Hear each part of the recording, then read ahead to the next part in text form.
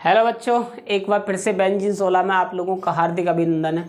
तो प्यारे विद्यार्थियों, हमने आप लोगों के लिए पिछली क्लास में क्या कराया था? आप लोगों के लिए पिछली क्लास में हमने कराया था कि क्या आणविकता, अभिक्रिया की आणविकता। इस क्लास में हम लेकर वो टॉपिक आए हैं कि 100% आप लोग हमसे लिख कर ले लीजिएगा।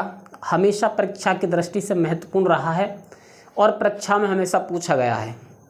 अभिक्रिया की कोटि, टॉपिक का नाम क्या? अभिक्रिया की कोटि। ये बहुत ज़्यादा पूछा जाता है। तो ये जो टॉपिक है आप लोग 100% में लिख के देता हूँ, इसमें से कुछ ना कुछ आता ही आता है। और इनमें पढ़ाएंगे क्या हम? शून्य कोटि की अभिक्रिया, अर्ध कोटि की अभिक्रिया और प्रथम कोटि की अभिक्रिया। हालांकि द्वितीय कोटि की अभिक्रिया भी होती है और तृतीय कोटि की अभिक्रिया भी होती है, लेकिन वो आपके सिलेबस में है नहीं। प्रथम को मतलब द्वितीय कोटि की अभिक्रिया और तृतीय कोटि की अभिक्रिया आपके सिलेबस में नहीं है, तो हम उनको बखूबी पढ़ाएंगे नहीं आप लोगों के लिए। बात आई समझ में? केवल हम वही पढ़ाएंगे जो आपके सिलेबस में आता है। और मैंने आपको बार बार बोला है कि केवल मैं वही पढ़ाता हूँ जो सिलेबस में आता है, या जो सिलेबस में रहता है, या फिर जो आपके पेपर में एग्ज़ाम में आता है, बोर्ड के एग्ज़ाम में।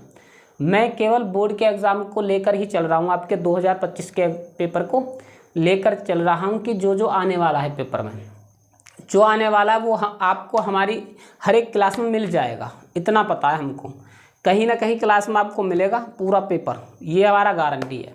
बस आप लोगों से हमारी रिक्वेस्ट है कि आप लोग जो है हमारी हर एक क्लास का जो है नोट्स बनाते हुए चलिएगा, ताकि आपको कोई परेशानी उत्पन्न ना हो आगे। बात आई समझ में? तो प्यारे विद्यार्थियों, हेडिंग डालिएगा क्या? अभिक्रिया की कोटि। क्या डालेंगे? अभिक्रिया की कोटि। ठीक है बच्चों, तो हेडिंग डालिएगा अभिक्रिया की कोटि। ठीक है, की कोटि। इसको बोलते हैं क्या इंग्लिश में? Order of reaction. Order of reaction important है, महत्वपूर्ण है ये। ठीक है, टॉपिक, ये टॉपिक बहुत ज़्यादा महत्वपूर्ण है। लो लिख देता हूँ मैं, वेरी वेरी वेरी इम्पोर्टेंट। ठीक है, वेरी वेरी इंपॉर्टेंट टॉपिक है। ठीक है, तो इसकी परिभाषा क्या होगी? किसी रासायनिक अभिक्रिया में भाग लेने वाले अभिकारक अणुओं की संख्या जिनका सांद्रण अभिक्रिया के दौरान परिवर्तित होता है, अभिक्रिया की कोटि कहलाती है। बात आई समझ में? तो देखिएगा कैसे लिखेंगे। किसी रासायनिक अभिक्रिया में, किसी रासायनिक अभिक्रिया में, किसी रासायनिक अभिक्रिया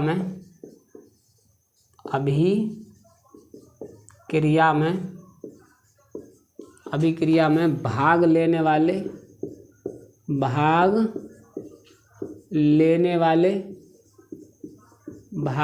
वाले अभिकारक अणुओं की संख्या, भाग लेने वाले अभिकारक अणुओं की संख्या, अभिकारक अणुओं की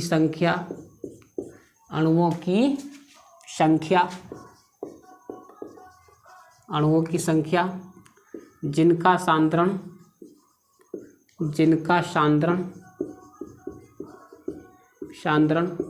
अभिक्रिया के दौरान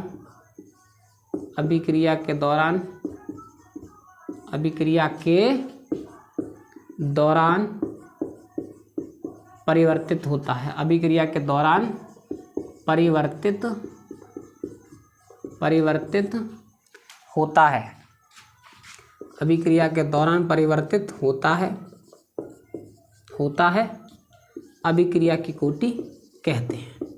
अभिक्रिया की कोटि कहलाती है। अभिक्रिया की कोटि कहलाती है। कोटि कहलाती है। बात आई समझ में? क्या बोला हमने बोला बच्चों, क्या बोला? अभिक्रिया के दौरान जिनका सांद्रण अभिक्रिया के दौरान परिवर्तित होता है। हमने बोला है कि किसी रासायनिक अभिक्रिया में भाग लेने वाले अभिकारक अणुओं की संख्या जिनका सांद्रण, भाग लेने वाले अभिकारक अणुओं की संख्या जिनका सांद्रण अभिक्रिया के दौरान परिवर्तित होता है, अभिक्रिया की कोटि कहलाती है। बात आई समझ में? अभिक्रिया की कोटि कहलाती है। तब अभिक्रिया की कोटि निम्न प्रकार की होती है। क्या लिखेंगे? अभिक्रिया की कोटि। आगे लिखेंगे मेरे बच्चों, अभिक्रिया की कोटि, अभिक्रिया की कोटि, अभिक्रिया की कोटि निम्न प्रकार की होती हैं, निम्न प्रकार की होती हैं।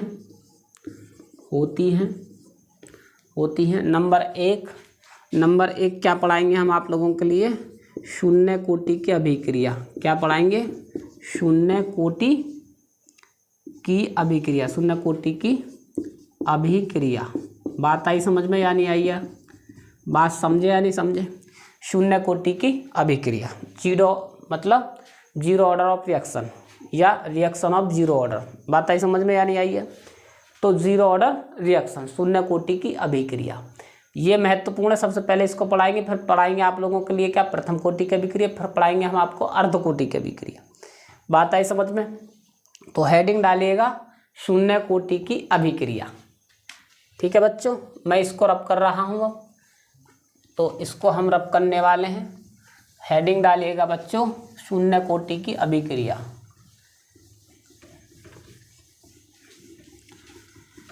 हेडिंग डालिएगा बच्चों, क्या डालेंगे? शून्य कोटि की अभिक्रिया। ठीक है भाई, तो शून्य कोटि की अभिक्रिया क्या होती है वो देखिएगा।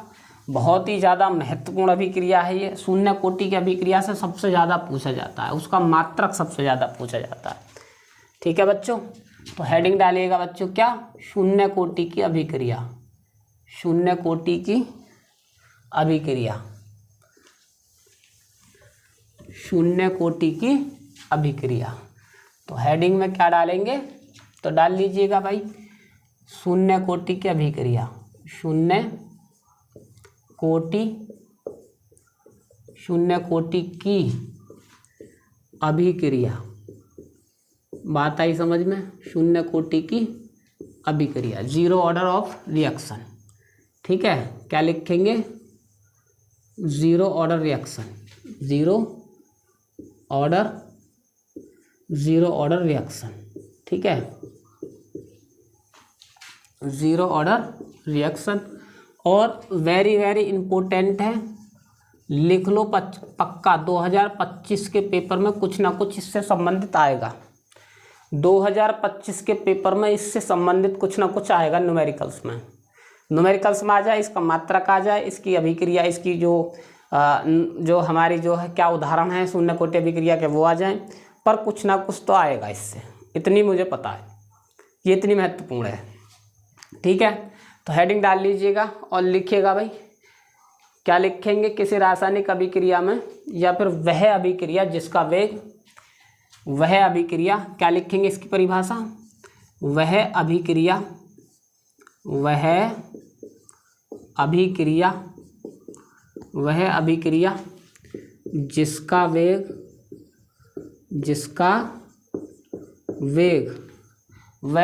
जिसका वेग अभिकारकों पर निर्भर नहीं करता है। क्या लिखेंगे?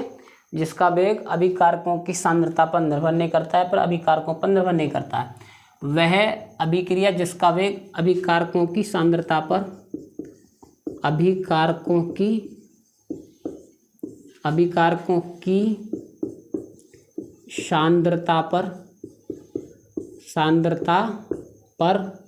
निर्भर नहीं करता है, सांद्रता पर निर्भर नहीं करता है, शून्य कोटि की अभिक्रिया कहलाती है। नहीं करता है, शून्य कोटि की अभिक्रिया कहलाती है। शून्य कोटि की अभिक्रिया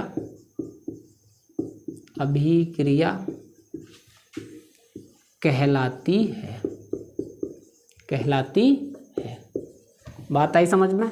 वह अभिक्रिया जिसका वेग अभिकारकों की सांद्रता पर निर्भर नहीं करता है, यानी कि शून्य कोटि की अभिक्रिया जो होती है उसमें अभिकारकों की सांद्रता पर निर्भर करेगा ही नहीं बिल्कुल भी। अभिक्रिया का वेग शून्य कोटि की अभिक्रिया का वेग जो है अभिकारकों की सांद्रता पर बिल्कुल निर्भर ही नहीं करता है प्यारे विद्यार्थियों, इसीलिए क्या कहलाता है, शून्य कोटि की अभिक्रिया कहलाती है। बात आई समझ में।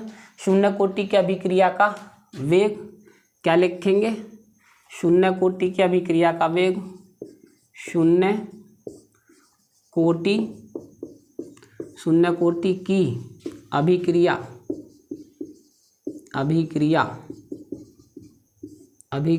का वेग क्या होता है, dx/dt या फिर Ka/0 क्या होता है, Ka/0 अभिक्रिया का वेग है ये। बात आई समझ में। अभिक्रिया का वेग या फिर शून्य कोटि की अभिक्रिया क्या होती है, K/x/t, K/x/t। ठीक है।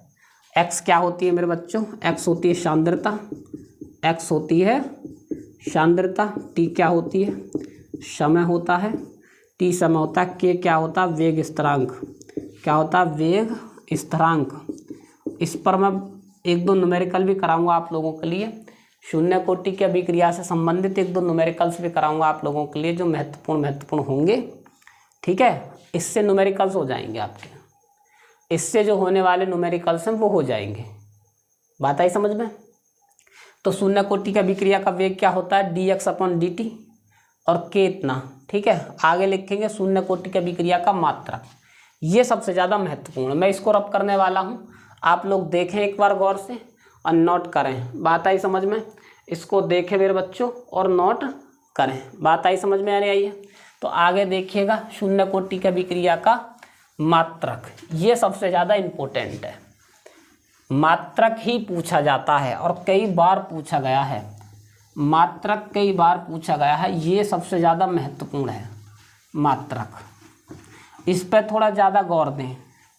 क्या बोल रहा हूँ मैं, मात्रक पर सभी बच्चे ज़्यादा गौर देंगे क्योंकि मात्रक ही सबसे ज़्यादा महत्वपूर्ण है, सबसे ज़्यादा मात्रक ही पूछा जाता है। तो लिखिएगा शून्य कोटि की अभिक्रिया का, शून्य कोटि की अभिक्रिया का मात्रक, शून्य कोटि की अभिक्रिया का मात्रक, शून्य कोटि की अभिक्रिया का मात्रक। ठीक है जी, वेरी वेरी इंपॉर्टेंट है। ठीक, शून्य कोटि की अभिक्रिया का मात्रक होता है सांद्रता बटे समय। क्या होता है बच्चों, सांद्रता बटे समय। अब देखिएगा सांद्रता बराबर क्या होता है, सांद्रता बराबर के मोल प्रति लीटर, मोल प्रति लीटर, और समय बराबर के क्या होता है मेरे बच्चों, समय बराबर के होता है क्या, सेकंड। क्या होता है, समय बराबर के सेकंड। ये वेरी वेरी इंपॉर्टेंट है, वेरी वेरी इंपॉर्टेंट। जिन कितनी बार पूछा गया, जिन कितनी बार, मेरे कहने से इसको याद कर लेना अवश्य। तो सांद्रता बराबर क्या होता है, मोल प्रति लीटर। अब वहीं पे लिख दो, तो सांद्रता बराबर क्या होता है मेरे बच्चों, मोल बटे लीटर बटे, और समय बराबर क्या होता है, सेकंड। क्या होता है, सेकंड। बात आई समझ में। अब देखिएगा लीटर जब ऊपर जाएगा, ये ऊपर जाएंगे तो क्या हो जाएंगे, माइनस में हो जाएंगे। क्या हो जाएगा मात्रक, मोल लीटर इनवर्स और second inverse, mole litre inverse और सेकंड इनवर्स। ये हो गया जी इसका मात्रक। क्या हो गया, मात्रक। Very very important, very very important. Mole litre inverse और सेकंड इनवर्स, इस प्रकार से निकलेगा मात्रक। बात आई समझ में। मात्रक क्या होता है, शून्य कोटि की अभिक्रिया का मात्रक होता है सांद्रता बटे समय। सांद्रता का मान मैंने बताया क्या होता है, मोल। सांद्रता का मान होता है मोल प्रति लीटर। ठीक है, और समय का मात्रक क्या होता है, समय का मान क्या होता है, सेकंड। तो ये मान हम इसमें पुट कर देंगे तो मोल प्रति लीटर बटे सेकंड। जब ऊपर जाएगा तो मोल लीटर इनवर्स और सेकंड इनवर्स। बात आई समझ में मेरे बच्चों। ये होता है हमारी शून्य कोटि की अभिक्रिया का मात्रक, जो महत्वपूर्ण था परीक्षा की दृष्टि से और कई बार पूछा गया है। आप लोग चाहे आंसर उठा कर देख लेना, चाहे मास्टरमाइंड उठा कर देख लेना, 100% महत्वपूर्ण है ये, 100%। बात आई समझ में आ रही है। और ये 2025 के पेपर में पूछा जा सकता है बोर्ड में। बात आई समझ में। अब लिखिएगा शून्य कोटि की अभिक्रिया के उदाहरण। क्या करेंगे? शून्य कोटि की अभिक्रिया के उदाहरण। तो आगे देखिएगा प्यारे बच्चों, शून्य कोटि की अभिक्रिया के उदाहरण। आगे लिखिएगा शून्य कोटि की अभिक्रिया के उदाहरण कराएंगे आप लोगों के लिए, तो वो डालिएगा हेडिंग। ठीक है, ये भी महत्वपूर्ण है, ये भी पूछे जाते हैं अक्सर। शून्य कोटि की अभिक्रिया के उदाहरण क्या होते हैं क्या नहीं होते हैं वो देखिएगा। बात आई समझ में। तो हेडिंग डालिएगा। क्या डालेंगे हेडिंग? हेडिंग में डालेंगे आप लोग शून्य कोटि की अभिक्रिया के उदाहरण। बात समझे या नहीं समझे?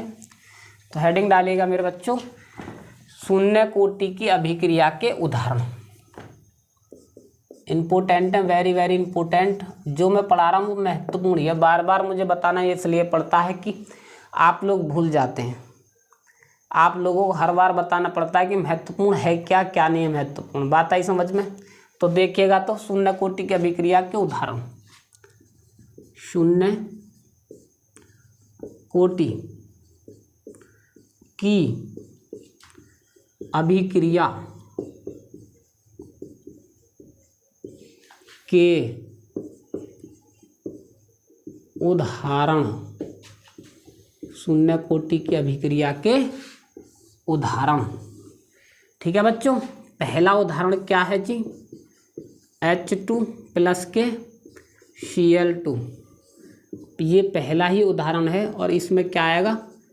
Sunlight, LIGHT। सनलाइट को हम प्रदर्शित इससे भी कर देते हैं H म्यू से, तो बनेगा क्या? 2HCl। पहला उदाहरण तो यही होता है मेरे बच्चों। पहला उदाहरण क्या होता है? यही होता है। बात आई समझ में। पहला उदाहरण। और दूसरा उदाहरण क्या होता है?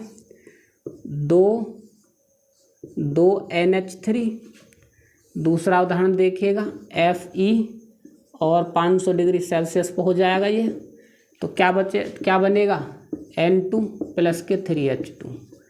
बात आई समझ में। ये हमारी क्या, ये हमारा दूसरा उदाहरण है बच्चों। क्या है ये? दूसरा उदाहरण। चाहे यहाँ पर MO भी हो सकता है। क्या हो सकता है यहाँ पर? MO भी हो सकता है, MO मोलिब्डेनम। बात आई समझ में। बात समझे या नहीं समझे? अब तीसरा उदाहरण देखिएगा मेरे बच्चों। तीसरा उदाहरण 2NO2। तो 500 डिग्री सेल्सियस पर होगा ये। तो इसमें क्या बनेगा? 2NO प्लस के O2। बात आई समझ में। ये अभिक्रिया भी शून्य कोटि की अभिक्रिया है। क्या है ये? ये भी शून्य कोटि की अभिक्रिया। एक और है, एक अभिक्रिया ये भी कहलाती है शून्य कोटि की अभिक्रिया, COCH3। और इसकी क्रिया थोड़ा मैं पीछे से कराता हूँ ताकि बराबर इक्वल थोड़ा अच्छा सा लगे। देखिएगा क्या? चौथी CH3 COCH3 प्लस के Br2। ठीक है, Br2 तो क्या बनेगा? CH3 COCH2 Br प्लस के HBr। बात आई समझ में। एसीटोन का क्या हो गया? ब्रोमोटोन। ब्रोमोटोन, इसका नाम क्या है? ब्रोमोटोन। ये क्या है? एसीटोन। ये क्या है? एसीटोन। बात आई समझ में या नहीं आई है समझ में? तो ये क्या है जी? ब्रोमोटोन। आगे देखिएगा एक और क्रिया है, पांचवी क्रिया क्या है मेरे बच्चों? 2HI। और इसकी क्रिया क्या है? गोल्ड की उपस्थिति में होगी, गोल्ड। ठीक है, तो क्या बनेगा? H2 plus I2। बात आई समझ में। क्या है? H2 plus I2। ये अभिक्रिया भी क्या है मेरे बच्चों? ये भी क्या? शून्य कोटि की अभिक्रिया है। ये भी शून्य कोटि की अभिक्रिया है। समझे या नहीं समझे? तो मैंने इसमें जो है इस वाली क्लास में हमने क्या कराया आप लोगों के लिए? शून्य कोटि की अभिक्रिया के सभी उदाहरण कराए। ये 5 उदाहरण होते हैं शून्य कोटि की अभिक्रिया के। बात आई समझ में या नहीं आई है आप लोगों के? ये सूर्य के प्रकाश में हो सकती है क्रिया, सूर्य के प्रकाश में कर सकते हैं। तो ये जो है शून्य कोटि की अभिक्रिया है। क्या है? ये शून्य कोटि की अभिक्रिया है। अमोनिया शून्य कोटि की अभिक्रिया, नाइट्रोजन डाइऑक्साइड अभिक्रिया है, ब्रोमोटॉन बनना ये भी अभिक्रिया है, ये भी शून्य कोटि की अभिक्रिया। बात समझे नहीं समझे? तो ये सभी शून्य कोटि की अभिक्रिया थी। ठीक है प्यारे विद्यार्थियों, मैंने आप लोगों के लिए इस क्लास में शून्य कोटि की अभिक्रिया की पूर्ण रूप से व्याख्यान की, उदाहरण भी करवाए, वेरी वेरी इंपॉर्टेंट मात्रक भी करवाए, परिभाषा भी करवाई, और मैं आशा करता हूं कि आप लोगों की समझ में अभी आया होगा। बात आई समझ में? तो मेरे प्यारे बच्चों, न दुख न तकलीफ तो खाक मजा है जीने में, अच्छे अच्छे आंधी और तूफान थम जाते हैं जब आग लगी हो सीने में। तो प्यारे बच्चों, आप लोगों को एक प्रकार से जोश उत्पन्न करना है ताकि आप लोग जो है पढ़ने के लिए प्रेरित हों। चाहे आप कुछ भी ले लीजिए, कुछ बच्चे ऐसे होते हैं सर जी मेरा पढ़ाई में मन नहीं लगता। अरे अपने मम्मी पापा को याद कीजिएगा जो वो इतनी मेहनत से रुपया कमाते हैं। ये दुनिया बढ़ती जा रही है, अब दुनिया जो हो उम्र कम होती जा रही है और ख़र्चा बढ़ते जा रहे हैं, शौक़ बढ़ते जा रहे हैं। शौक़ बढ़ने के लिए या फिर जो नौकरी पाने के लिए, फिर सबसे मेन बात है कि बेहतर ज़िंदगी जीने के लिए, एक बेहतर ज़िंदगी जीने के लिए भी एक अच्छी शिक्षा की आवश्यकता पड़ती है। और अच्छी शिक्षा कैसे प्राप्त होगी? आपको पढ़कर ही तो होगी, या यूं ही आ जाएगी? गाय का मूत्र गोबर वोबर खाने से आ जाएगी क्या? सरकार तो यही बताती है कि गाय का मूत्र पीजिएगा और गोबर खाइएगा, सबसे ज़्यादा अच्छा होता है। ऐसे नहीं होगी, मेहनत से होगी। सफल वही होता है जो लगातार मेहनत करता है। बात आई समझ में? डर कर कभी नौका पार नहीं होती और कोशिश करने वाले की कभी हार नहीं होती। मैं तो यही कहता हूँ कि कोशिश करने वाले की कभी भी हार नहीं होती। बात समझे न समझे? डरना तो कभी चाहिए नहीं जीवन में, हमेशा हंसते रहिएगा, मुस्कुराते रहिएगा और हमारे साथ रहेगा। और वीडियो अगर अच्छी लगे तो आपको, हमारी क्लास अच्छी लगे तो आप लोग हमें जो सब्सक्राइब कीजिए मेरे प्यारे बच्चों, और शेयर भी कीजिए अपने दोस्तों में।